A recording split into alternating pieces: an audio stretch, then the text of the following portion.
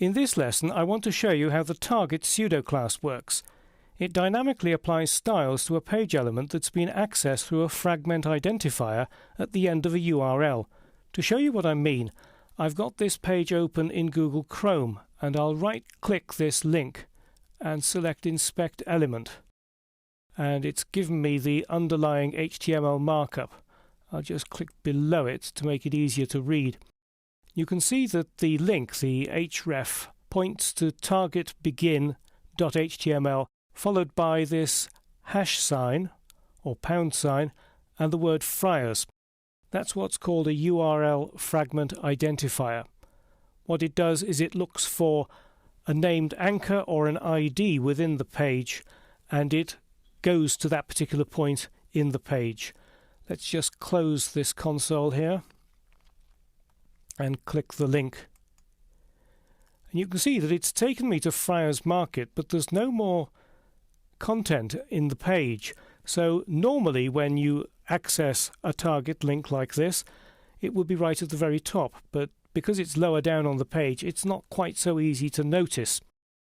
So the purpose of the target pseudo class is to give a different style to something that's been accessed like this so that it draws attention to it. So let's go into Dreamweaver. Let's just check this heading here. It's a heading 2, Friars. Right, so I need to make my target h2 and then the target pseudo class, and I'm going to give it a background color. Open the color picker. The color picker is using hexadecimal, so I need to go here and the color format menu and select RGBA because I want to give it a translucent background. So I've got RGBA, and then that green is what I want, and change the alpha transparency from 1, which is fully opaque, to 0.2, which is fairly transparent. So it'll give me a nice pale green. The other thing I want to do is to add a little bit of padding. 3 pixels will do the trick. So let's just save that page, or save the style sheet.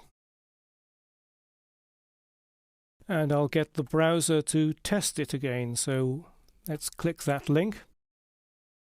And as you can see, I've now got a nice pale green background behind that heading. So it gives me a very good indication that here we are, we're at the point, the target that we wanted to get to. Now the interesting thing about the target pseudo class is that if you don't have the fragment identifier at the end of the URL, it doesn't apply the style. So I'm going to just delete that fragment identifier and reload the page. You can see it's no longer styled.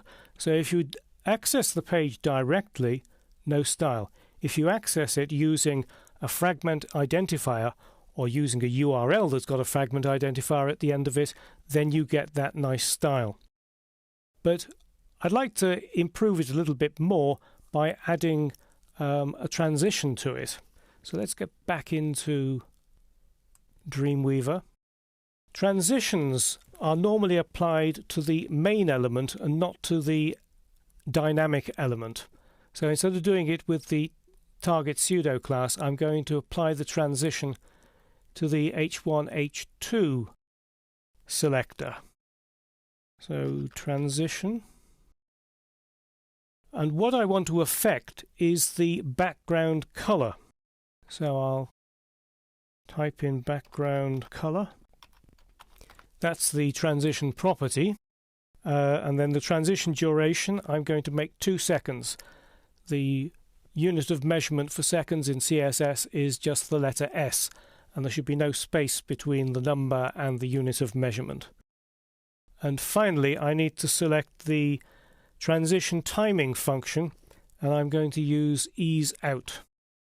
That's the standard transition property, but it's fairly new, and for all browsers you need to add the vendor-specific prefixes. So copy that and paste it 4 times.